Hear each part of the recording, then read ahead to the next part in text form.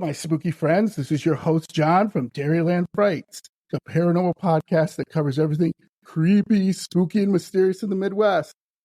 And again, I am so excited because I have so many great guests, and it continues with Chelsea Deanne from Station 59. Welcome, Chelsea. Hi, thank you so much for having me. Oh, pleasure's all mine. I love your podcast. So let's get right into it. So Okay. why don't you tell my spooky friends a little bit why you're interested in the paranormal and a little bit about your podcast? Okay. Well, as far as why I'm interested in the paranormal, I actually grew up in a house that had a lot of activity. So, yeah, well, could be nice, could be terrifying, depending on the day. Could be my flesh is being ripped off. That's nice. Thanks a lot, John. Oh, sorry. We had some nice interactions, and then we had some other ones that were definitely on the scary side. And that it really intrigued me, and I grew up watching like scary movies and things like that, and it was like, let's see what this is really all about in the real world, you know? Sure. So your podcast, which I love, I highly recommend to all my spooky friends. Chelsea does a great job. She's funny. She goes on some different adventures. She is from the Midwest too. I am from Wisconsin. She is from Iowa. So yeah, Midwest. So with your podcast, before I get to a personal story, do you, your podcast, tell me about, do you take things, like I said, you don't take things seriously, but you've had some pretty cool adventures. Do you want to talk about any of those to my spooky friends, especially being locked up in a jail? We were just talking about, right? Now, she didn't do anything. She didn't do anything. Chelsea didn't do anything. All right, let me make that clear. She did this on purpose. They locked me down. They finally caught me. That's a different tape, people. Yeah. So yeah, my friends and I had decided that we wanted to investigate and kind of have our own experiences, and I thought it'd be great for the show to be able to speak about my personal experiences as well. So now I've been to an investigation at the Missouri State Penitentiary. Also been to the Squirrel Cage Jail here in Iowa, and that one we stayed the entire night, and had some really, really cool interactions there. Nice. And let's give the spooky friends a little tease. Name one interaction at the Squirrel Jail in Iowa that you had that really didn't really shake you, but kind of made you like, ooh, okay, what the hell was that? I'll give you my best one that I had there. Love it. I had gone to use the restroom. There's one working restroom in the jail. Okay. Love that my story's starting out that way. But so I was off on my own, and my friends were on the total opposite side of the jail. And I was washing my hands, and as I'm kind of scrubbing and I'm looking down, I watch as the faucet turns by itself and the water shuts off. Nice. And I was like, oh my goodness. Okay, great. That's interesting. Yeah. And you also talked about the Missouri State Penitentiary, which is, I haven't done that one yet. I will be doing that in the future. I've already done the Ohio State Reformatory. That's on my list. Shawshank. And I talked to people who've been there. Everybody had experiences there too. So Missouri, I know one of the things they called it the 47 acres of blood, because it was such a violent, terrible place. Why don't you give me a little quick, story of something happening to you there? We heard a lot of footsteps at Missouri State. So there was a point, I believe we were in building 3, I want to say. And we were off on our own, and I kind of called out, if there's anyone in here with us, can you give us a sign? And I hear a footstep down at the end of the hallway. Yeah. And there were other people in the jail or the penitentiary there as well. And so I was like, is there a living person that's walking around? Can someone answer me just to debunk this. And I got no answer except for another footstep at the other end of the hallway. Oh, okay. And I was like, oh, okay. So then my friend and I kind of looked, and it looked like a shadow kind of peeked his little head out. Yeah, yeah. And I was like, are we really seeing this? And I turned my light on and there was nothing there. Ooh, nice. Yeah. I love that. I love that. So before we get started, I always ask my guests, can you tell me and my spooky friends about a personal story? It can be funny, it can be super scary. Just give a personal story. Any Of age, course. anything, you know. Yeah. This is my personal favorite. So I would say it's probably my scariest story or encounter that I've had. And it was at the house that I grew up in. Okay. And I do talk about this in one of my episodes. So if you've heard this story before, I apologize. But I was in the basement of my house and I was doing my laundry. And it was this long, unfinished part of the basement. And sorry, I got tangled up in my headphone cord. It's all right. Oh, maybe it ghosted. Maybe a ghost did it. I hope not. I'm in a brand new house. Okay. Let's hope not. But I was doing my laundry and I would kind of do this thing where I would look down to one side of the basement because there was this storage closet that just gave me the heebie-jeebies, just hated it. And so I would look, make sure that door was still shut, and then I'd come back and do my laundry. And I'd look and I'd come back and do my laundry. And at one point I look down the length of the basement and I see a shadow on the wall. Ooh, and I don't really think anything of it because I'm like, that's my shadow. And I go back to doing my laundry and then it just wasn't sitting right with me. So I look at it again and I kind of lean back and the shadow doesn't move with me. Ooh. And I realize that's not my shadow and nobody else is in the basement with me. Okay. All right. And that's when this shadow, it's like it was waiting for me to notice it almost. It dropped down behind my pool table. Ooh.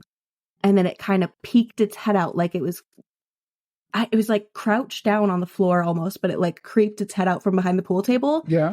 And I thought that thing was going to run at me. And so I bolted and I never went in that basement again. Yeah, yeah.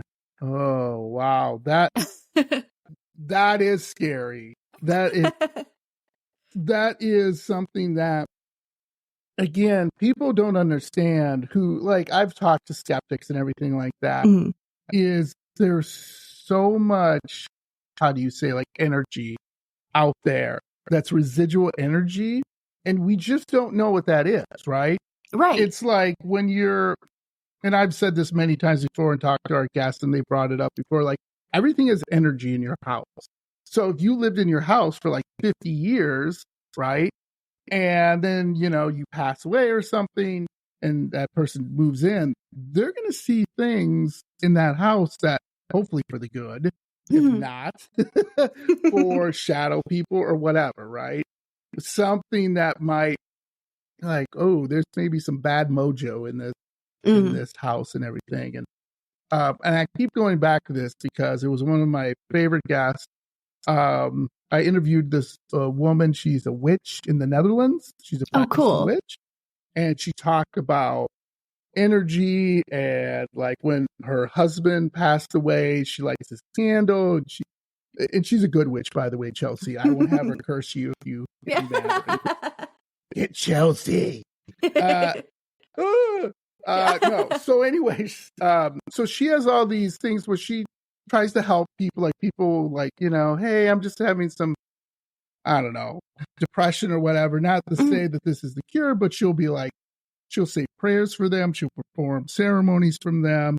She'll make these spell jars. And it's just amazing to me. Like, here's some energy she's putting in there to help people. So it's just fascinating. It's just really fascinating to me. And like I said, being that you're from Iowa, just tell this story really quick. So my grandma had this farmhouse, and this is where I got my paranormal liking. So she had this old creepy farmhouse, and we used to go and visit my grandma in Iowa all the time.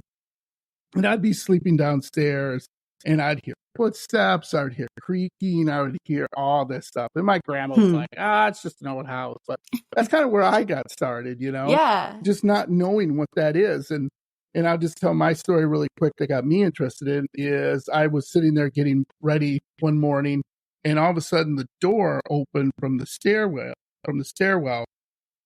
Nobody was there, but I heard footsteps.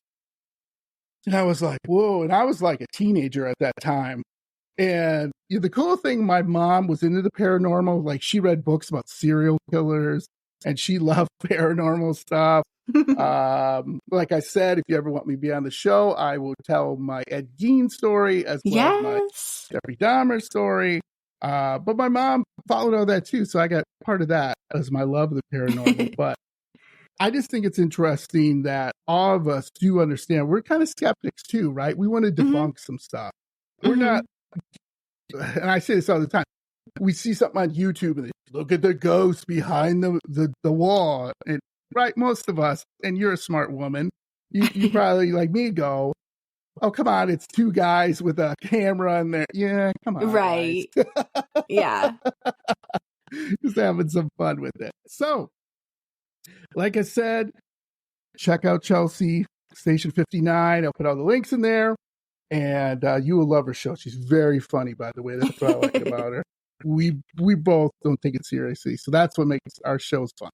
So let's get right into it. And I do a little teaser before we get into it. And so here we go. Into the spookies. So we're doing it on the Wood County, and you can't say insane asylum anymore. You got to say asylum. PC. Building was one of the most haunted places in Wisconsin. The asylum was known for its cruel treatment of patients, numerous cover-ups, including patients' death, and check this out, Chelsea, a man who died fighting the devil. Oh, what? Yes. Okay. Check that out. I'm intrigued. So before I get into this, I always do my sources, and I know you do that too, so that people can kind of look at it and do their own research if they want. So let's just get the sources out of the way. And the first one is Haunted US. The next one is Northwoods News, Wisconsin Frights, and believe it or not, Marshfield Scrap. Okay. Yes, because that where they tore down the asylum, you can't go to it anymore. They tore it down, and a scrapyard is where now it is. So a scrapyard's over the asylum. So let's go into the history of this really quickly. Perfect. Before we get to the spookiness. So, like I said, the location of Marshfield Scrap in Marshfield, Wisconsin, is on the former site of the Wood County Asylum. The asylum was completed on June 10th, 1910. And I always love these names, all these old-timey names. L.E. Gilson. He was the acting superintendent. And so the asylum could board up to 250 patients, and they had a staff, check this out, 19 people for 250 patients? Wow. And there could be more. Okay. So, again, this is from the article. This is not what I'm saying, but this is hilarious. This was not just a boarding place for the incurably insane, but it was also a place, this happens all the time, where patients performed daily form chores. And that was like at Edinburgh Manor in Iowa. Yes. Same thing. I did a story on that one, and it's just horrible. So believe it or not, they had an 18-acre garden where the patients would grow their own vegetables. They had a fruit orchard that provided pears, many types of apples, raspberries, blackberries, and cherries. And I'm like, hey, this ain't so bad, right? This is okay. They're not going to get scurvy. Also, they've got plenty of fruit. And then also they had like bee boxes to pollinate the apple trees and produce honey. They had a little farm where they had the milk and everything. And so you're thinking, oh, this ain't so bad. They also had a place where they made tobacco on the farm. And the money that was raised from the farm would pay for supplies needed at the facility. So at the farm and at the asylum. So the other thing they had too was they had a greenhouse. So they built this greenhouse in 1933. And then also, this is crazy. In 1934, I don't know who said this, I have no idea. They considered to have the best dairy herd in the U.S. at the time. So, Okay. so somebody said, hey, these crazy guys are doing great. Look at this. They have a great dairy herd. They got bees. They got fruits and vegetables. I'm loving this place. So you're thinking, wait a minute, John, this doesn't sound so bad. This actually sounds nice. Oh, but it gets worse. This is all like, how do I say, the frosting on top of the evil cake. So over the years, this asylum was, again, it received good respect. It was fine. It was doing fine. But then in 1936, one of the barns burned completely down, leaving nothing behind. Now, they don't know who started the fire, but they think one of the patients did because they were not happy. And these people aren't getting the proper care like we would get today. Mm-hmm. And so, well, if you have a pyromaniac, probably going to stay a pyromaniac. So he never wanted that to happen again, this L.E. Wilson, who was the superintendent. So they built a barn out of bricks, which still stands today. So they, you'll find out here, not to give away too much, but they have 4 of these asylum down. So unfortunately, you can't go there, Chelsea, and do an overnight. But the barn is still there. So it's really weird. There's a business, and then there's this barn out of bricks in the middle of this field. And you're like, huh? So you're probably thinking, okay, like I said, this doesn't sound too bad. They got bees and a barn, and they're the best dairy herd, but let's talk about how they were treated. Okay? And hopefully this would never happen again. So electroshock therapy was used on hundreds of patients at the time. So it was a treatment for every type of disorder, including depression, mania, which is basically, you feel a little bit apprehensive about something, schizophrenia, even homosexuality and truancy. So you're late for class. I'm going to shock you, Chelsea. You're a little depressed? I'm shocking you. I would say they got me out of like 3 out of 4 on those. Oh, you're going to be major shocked. I'm just hooking you up to the battery and leaving you. So anyway, this is even worse. So again, before I get going on some of this stuff, if you have little kids listening, moms, dads out there, whoever, please take them out of the room. This is getting a little bit, how do I say, R-rated for them. So the patients were shackled to a gurney, and a rubber block was placed in their mouth to prevent biting their tongue. And then, they would put this jelly on their temples, just kind of like you see in a movie. And then they just shock them, just constantly. And imagine Chelsea, you're strapped down on a gurney. You just had a bad day, right? They put this stuff and they just shock you, thinking, "Oh, I'll make Chelsea better." So, what do you think of that? That's a good treatment. Am I right in that? Oh, it's luxurious almost. I'm going to stick my finger in the light socket after this and see what happens. So they did this for about 20 seconds. Now, if you think about 20 seconds, that's not maybe a lot, but think about being shocked for 20 seconds. Okay, so then the patients would wake up about a half an hour later with a headache, sometimes broken bones, a fractured vertebrae were common because they would just shake. Oh, yeah. You know what I mean? So those shocks were so intense, some would break their back, some would, I don't know, bust some of their ribs or their arm or something because they would just be shaking. And they couldn't stop it because they can't move to like say stop and take this off because they're strapped to a gurney and they can't move. So, yeah. And that's over, like I said, depression. and truancy. It's Yeah. crazy. Okay. So another treatment, which this is kind of funny because today they said this is actually not a bad thing, but here this is kind of a bad thing, was ice water bath. So what they would do is they would submerge the patient. So they would grab the patient and like two guards, whoever would submerge you when you're kicking and screaming underneath this ice water. And of course, guess what? It was a massive shock to the brain. So again, it would induce gross vomiting for hours or even days. Oh. Yeah. So they shocked you and broke your arm. Now they put you into this ice bath and you vomit for days. Oh, I forgot to, Chelsea, you're going to bleed too. Oh, great. Sorry. So there you go. Broken bones, bleeding, vomiting. It's a good day. I love it. Love it. Spa treatments. Where do I go? Sign up for that party. So this practice would usually result, guess what, Chelsea? In death? Yeah.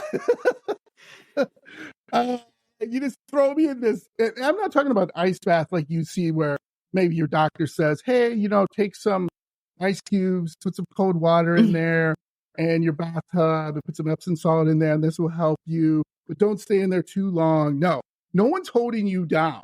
No one's physically restraining you.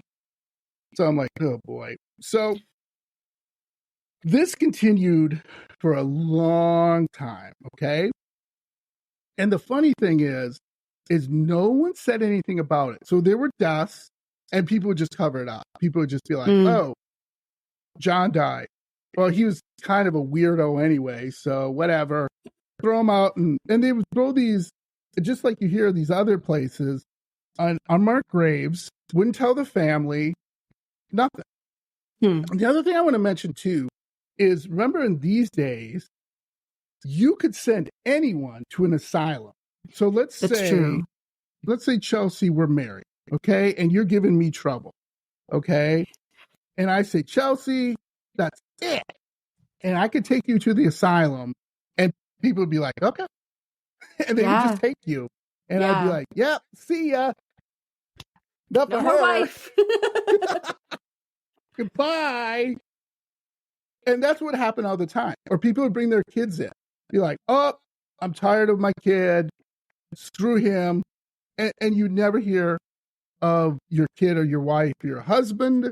Typically not husbands, but mostly wives and children. So why are these places haunted? Wonder why. They would die there and then they would be put in unmarked grave.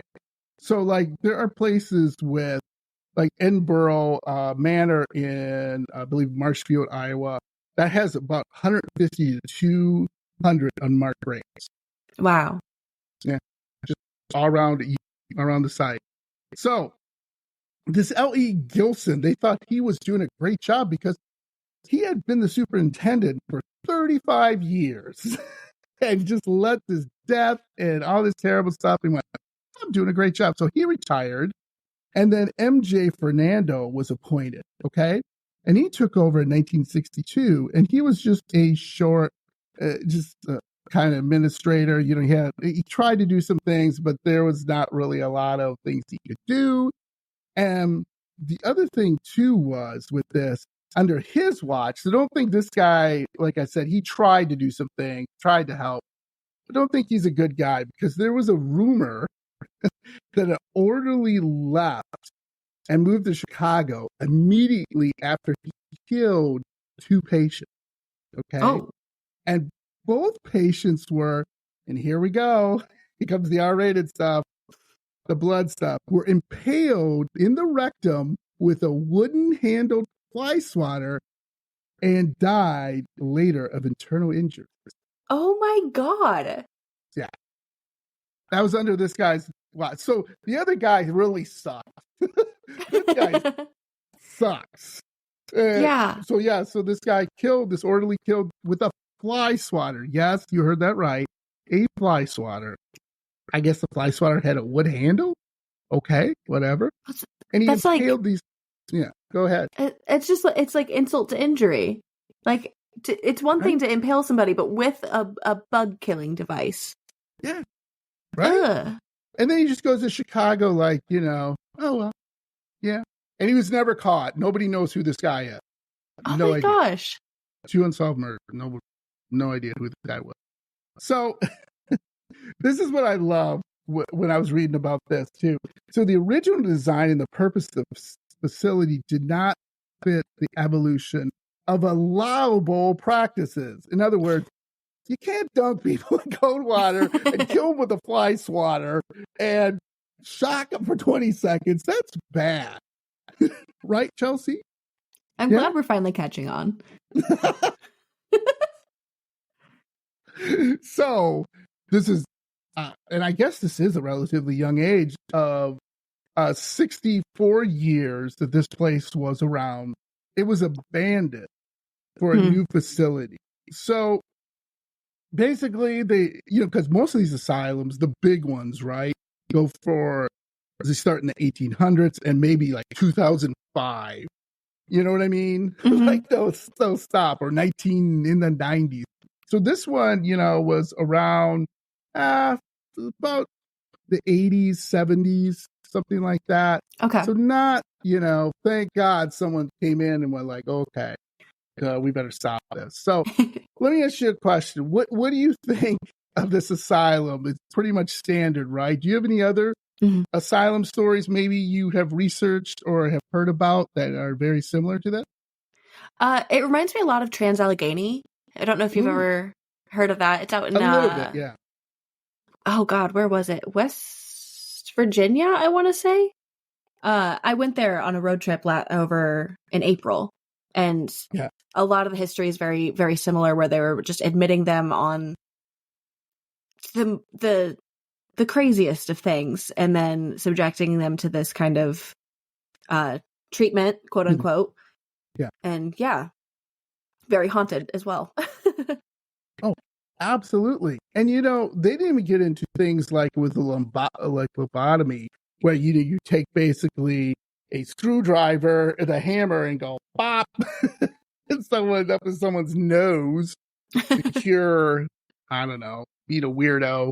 I'd be in big trouble. You and me both. We're both screwed. So screwed. So since the closing of the asylum as a hospital, which they say hospital here, I'm like, nah.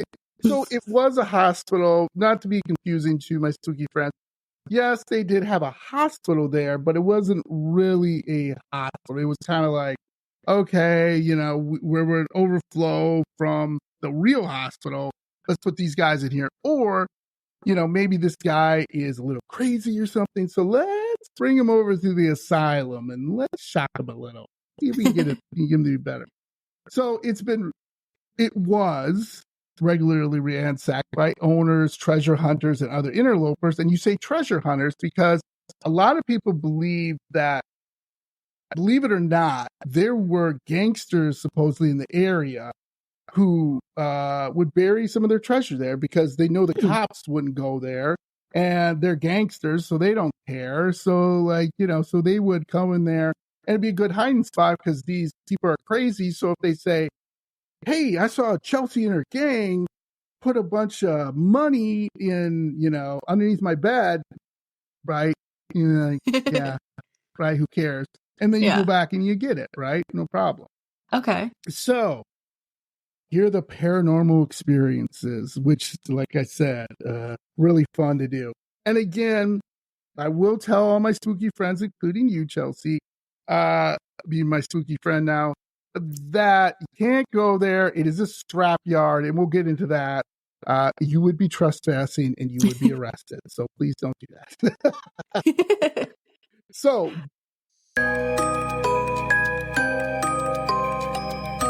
here's some of the paranormal experience. There was a rumor that a maintenance man committed suicide in the tunnel, and his spirit still roams in it. So they'll say when there's these tunnels underneath there, like in every asylum, like Waverly Hills, and because that's where they took the dead.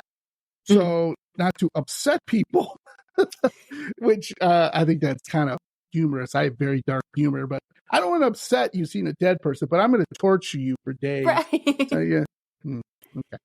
So, they would go through this tunnel that's mostly in sanitariums or asylums.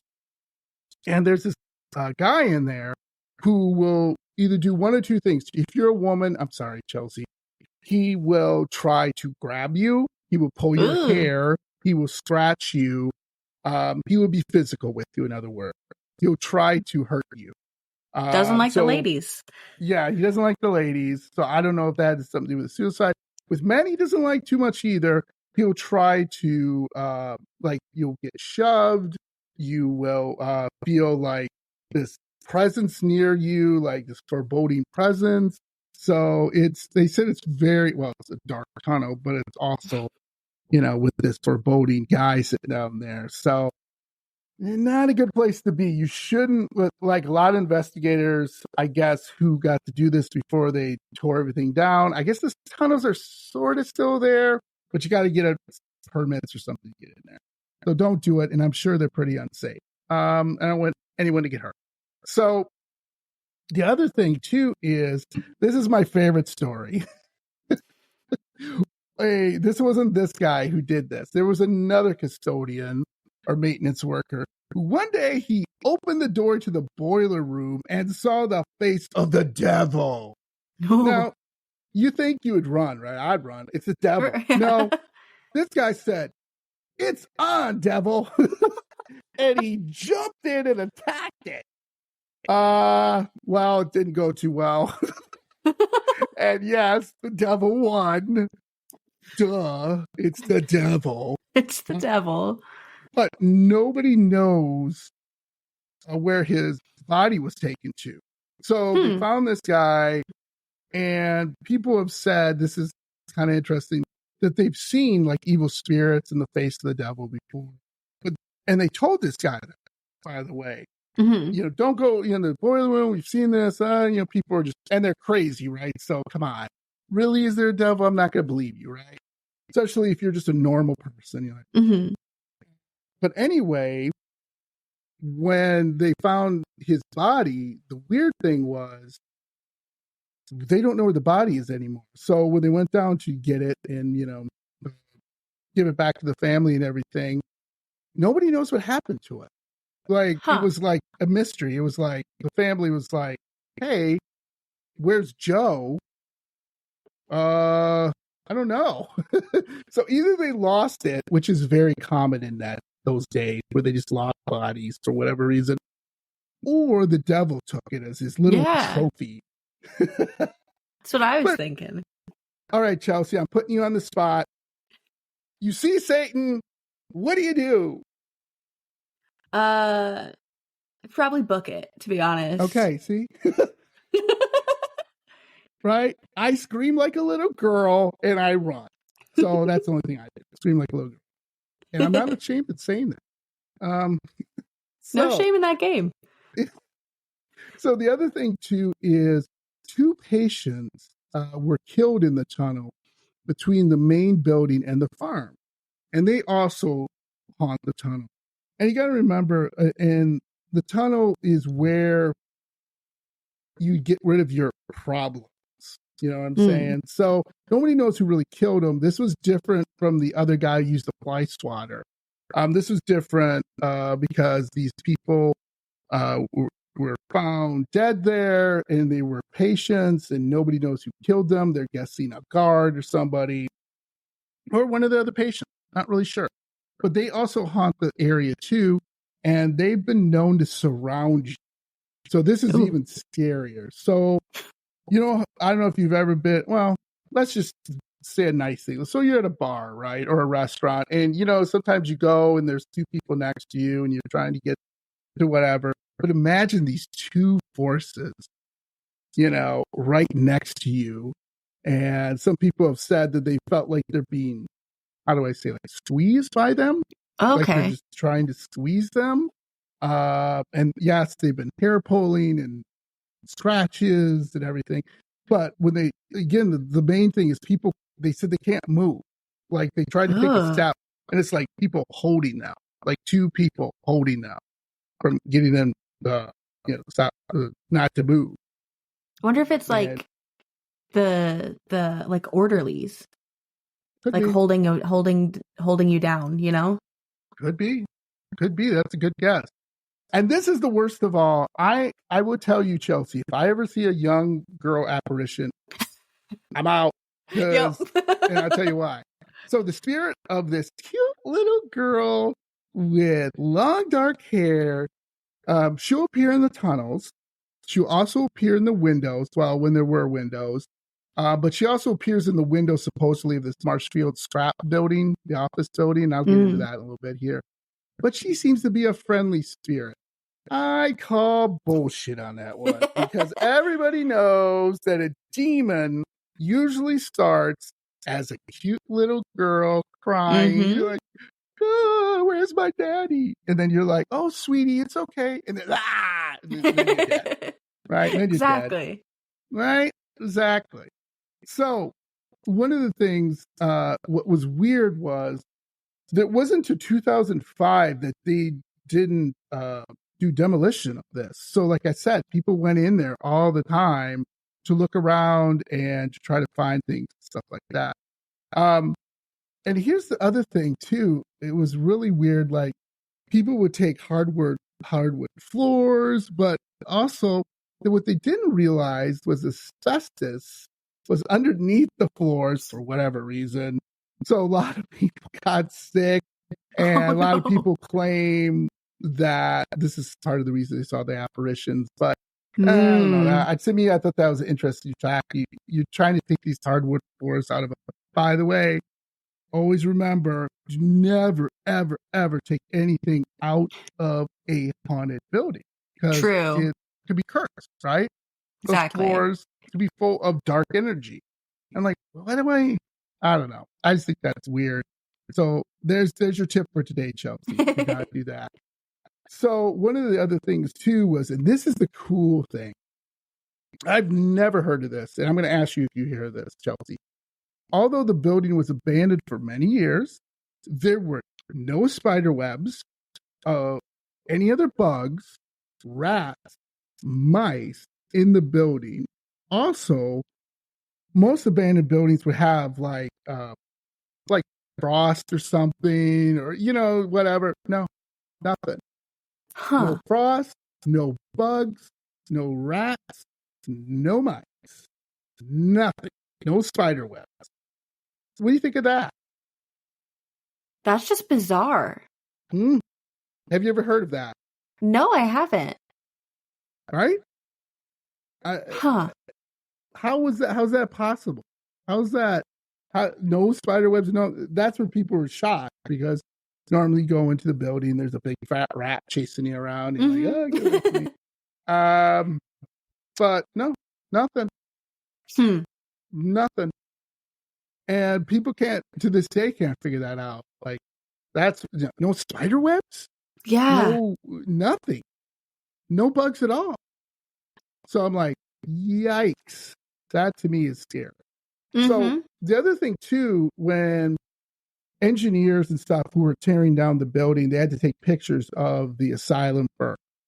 And when they took pictures of it, there was always a white fog over the asylum in their picture. Always. And they would see faces in windows. They would see like mist, things like that. So obviously a lot of people thought that this was the people who died at the asylum. But I don't know if you've heard of that too with pictures where, and maybe have you ever taken a picture and seen like a little white fog or anything on it? I have not, but I've heard of it happening, and I've seen like supposed photos online, but I've never personally had it happen, and I'm kind of bummed about it. Yeah. Oh, dang new cameras, stupid phones. I know it. Stinks. But the funny thing was, there were no bugs or anything, but there were hobos and there were transients and trespassers who they found like all this stuff from them. But here's the thing that they found that I thought was really scary too. It appeared that someone was trying to summon a demon or performing a satanic ritual because there were pools of blood leading from different rooms and down the hallways. Also, there were bloody handprints on the wall, like someone dragging their hand covered in blood. And someone had sacrificed chickens and other small animals, and their blood was spread everywhere. So people think, it was used for some type of other satanic rituals and stuff. And that's, that's the thing too. And that's really scary to walk in there and see handprints of blood everywhere. Right. Have you heard of that with any of your stories? Any blood handprints or anything like that on the walls or places that shouldn't be? No bloody handprints, but it does remind me a little bit of Bobby Mackey's out in Kentucky. Bobby Mackey. They say before it became the honky tonk, when it was still a slaughterhouse, that people would go in there and perform satanic rituals and toss the corpses of these sacrifices down the well that was there, and that's where the source of all this demonic activity came from. Yeah, that's on my bucket list.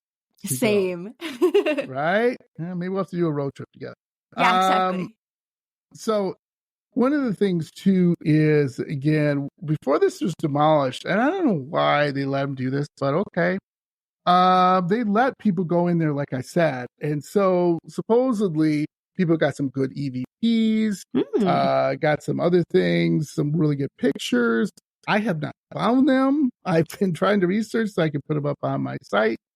Hopefully I could find them, especially EVPs. But one of the things too is they would warn people too in the tunnels that they would flood. So again, you have to be really careful and stuff. But one of the things that these people say, a group of paranormal investigators said that half the building and half the floors were gone from people taking them.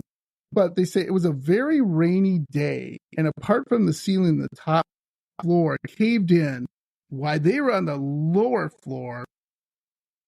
And they described it as a little scary when they were doing this investigation.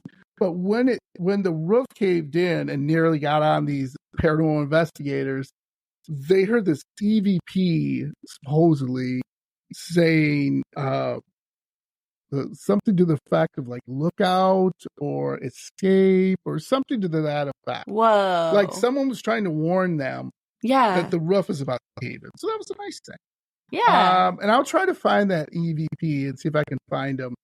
And one of the things too, there were a group of students in there running around and stuff, and they swear they've heard weird noises. They also said there were like these red eyes that popped out of nowhere and like were staring at them.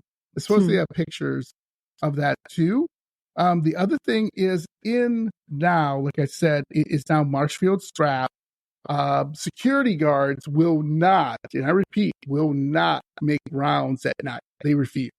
Because every security guard that has made rounds at night at the scrapyard, they see ghosts, they hear noises, they hear footsteps, they have seen apparitions, all this stuff. And all these guys quit after a week. So now they have said, okay, no one do a night shift. We got to keep somebody on. The other thing they said is really weird is, so the asylum had a bell to let a guest in. So you'd ring this bell, then you'd open the door to let people in. It's just like an office that just has a buzzer. And I don't know why they did this, Chelsea, but they took the bell from the asylum. When did I tell you? Don't do that. And they put it in their office. It's kind of like to show people, hey, look at this little memento, it's pretty cool. Oh, no. But each time there's a car at the gate of this scrapyard or a car going through or a car leaving, the bell goes off. Here's the thing. The bell's hooked up to nothing. It's not hooked up to anything. It's just a bell sitting there. and it goes off every time.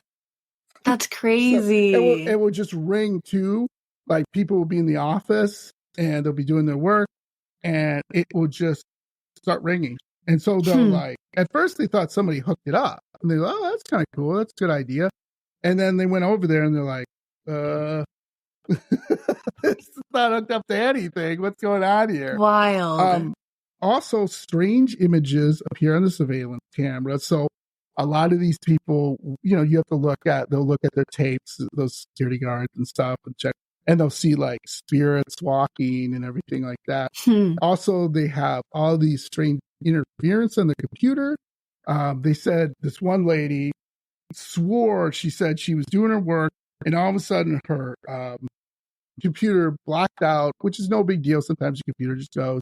But then a face of this man just came on the screen, started going on the screen, and he looked like gaunt and haggard, whatever you want to say, and then he went away. So that's the Wood County Asylum. What do you think? That was creepy. I loved it. Yeah. Now I have to ask, I always ask all my guests this. Chelsea, what do you think? Haunted or not haunted? I think considering the history, it has to be haunted. I agree. I agree.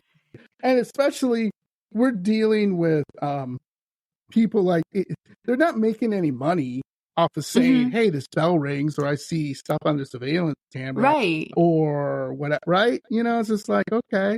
I had one of these things, kind of related story to this, is my friend, he does consultant work. He's a computer consultant. So he goes all over the country and just tells people, basically, fix your computer. He gets paid a lot of money for saying that, I guess. So he traveled. He tells me a story when he was in New Orleans. And in New Orleans, typically newer businesses can't afford new buildings. So they are typically in homes or areas where they're former bars or something like that. And he told me that when he got in there, he was showing this video of this dark figure in the basement, because they had surveillance cameras all around the place, because it had to deal with IT, you know, a lot of computer stuff. So they had servers in the basement. And they would see it constantly. So they brought my friend in thinking he can fix this. Like, you know, and to them, and people in New Orleans are kind of like, been there, done that. You know what I mean? You know, they've seen a lot of stuff. But these guys were convinced, no, this ain't a spirit. This is. So my buddy says, he sits down, he looks at the footage, and he goes, I think that's a ghost or something. Because he's like me. And the guys look at him, they go, that is not a ghost. I know ghosts. I've seen ghosts. It's not a ghost. There's something wrong with the setup. And this is the fun part. So they go to my buddy. So go downstairs and, you know, start playing around with the servers and stuff. And my buddy, he calls me. This is so funny. He calls me. He goes, what do I do? And I'm like, what do you mean? What do you do? He goes, I think I'm going to go downstairs and be attacked by a shadow person. So what do I do? And I was like, I don't know. Why are you asking me? He goes, you're the paranormal guy. You should know. But anyway, so he just saw this crazy stuff on there. And he did go downstairs. He thankfully wasn't attacked by a shadow person. But he looked around and he, you know, whatever the heck he did, reset everything and did everything. Gets a call 2 weeks later. Hey, whatever you did didn't work. Still seeing that shadow.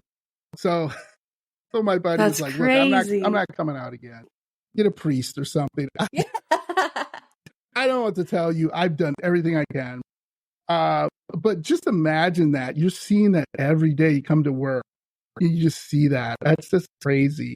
And that's why I think, again, this place has to be haunted, probably, like I said, full of marked graves and other things like that. So, yeah, I really like this one. And like I said to all my Midwest folks and all my spooky friends who have listened to my show, is the Midwest is full of stories like this, right? That's just crazy.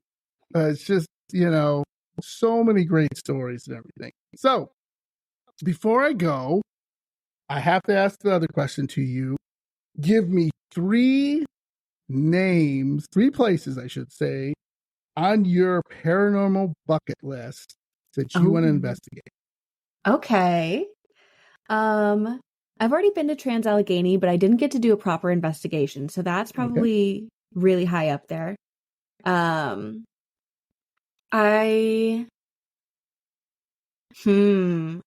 really love to go to the Madison Seminary. I think that's in Ohio. Yeah. And then I just did a Halloween special, and I covered the Whispers Estate in Indiana, and that sounds crazy. Nice. Mine is Bobby Mackey's. That's the first one. I definitely want to do that. Believe it or not, the Vanderbilt Mansion. I was doing business in South Carolina, and I took a tour of this. It's an all-day tour. If you Google Vanderbilt Mansion, it's crazy. The place is huge.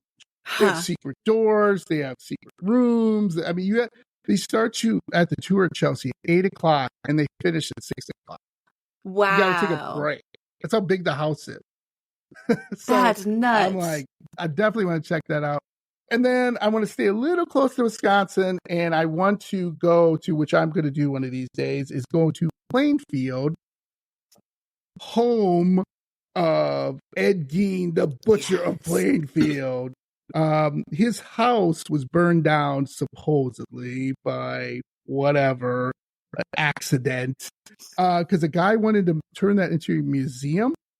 And when the guy wanted to turn this into a museum, the next day or next week, it suddenly just caught on fire and burned down, and nobody knows who did it. But the area around there in Plainfield, and it's about 2 hours away from me. So I wanted to go there and do an investigation. So where his house was sitting, there's still remnants of it and everything, but it's supposed to be really haunted and really bad. So awesome. So Chelsea, thank you so much. I could talk to you for hours. You're awesome. I love your podcast. Please, my spooky friends, make sure you listen to Chelsea's podcast. You're gonna love it. She's fun and funny. I will put all the links and everything like that, so people can know where you are and catch up. So before we go, we always say the same thing each time. Say hi to your ghost. Hello, ghost. So we're trying to be friendly and stay spooky. All right. Thanks, Chelsea. Thank you so much. This is so fun. Yes.